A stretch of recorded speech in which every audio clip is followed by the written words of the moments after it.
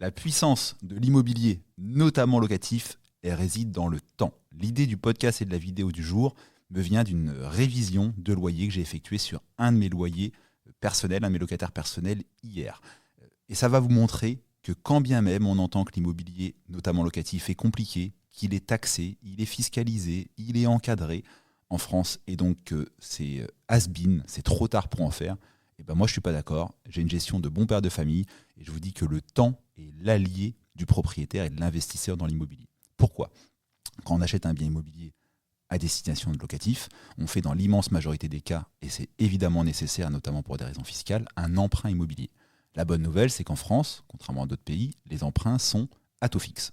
Le taux variable n'existe quasiment pas chez nous. Et donc, vous allez avoir sur une durée en général de 20 ans, une mensualité qui sera toujours la même, qui ne peut pas augmenter. Elle pourra même, j'ai fait des vidéos sur le sujet, être amenée à baisser en période de renégociation d'emprunt si les taux en France viennent à chuter. Donc en tout cas, elle est fixe, elle ne peut pas augmenter. Dans le meilleur des cas, elle baissera même. A l'inverse, le loyer que vous allez avoir avec votre locataire en place, soit parce qu'il reste longtemps, soit parce que vous avez des changements de locataire et une révision par rapport au marché, vous allez voir qu'il va augmenter de façon exponentielle. Le cas que je cite me concernant personnellement, c'est sur un immeuble de rapport que j'ai acheté en 2016 à Argentan, petite commune de l'Orne, dont est originaire Amandine qui va enregistrer cette vidéo. Je l'ai acheté avec au rez-de-chaussée, à l'époque, une auto-école qui s'en allait. J'ai aussitôt remis une annonce et je l'ai loué à une association, je ne dirai pas le nom par confidentialité, mais qui est présente sur tout le territoire de France et qui n'a pas bougé depuis. Elle est rentrée en 2016 et elle est toujours là en 2025.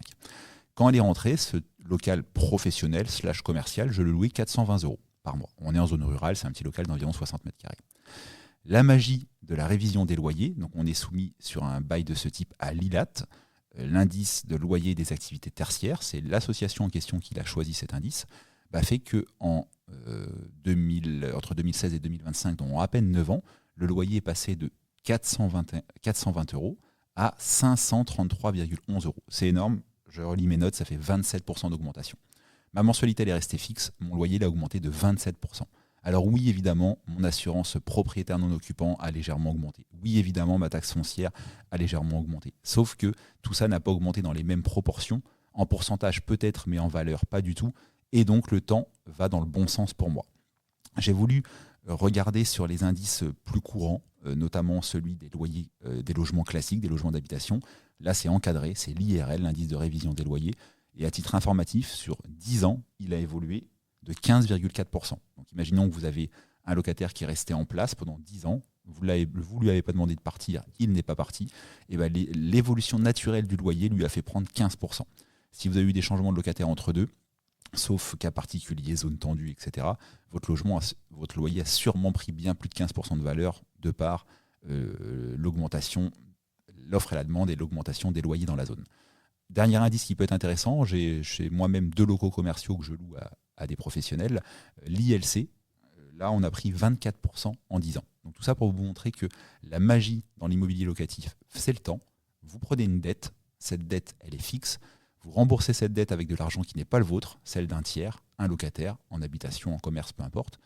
Et le loyer que vous pouvez tirer du logement sur lequel vous avez une dette fixe, il va augmenter dans le temps.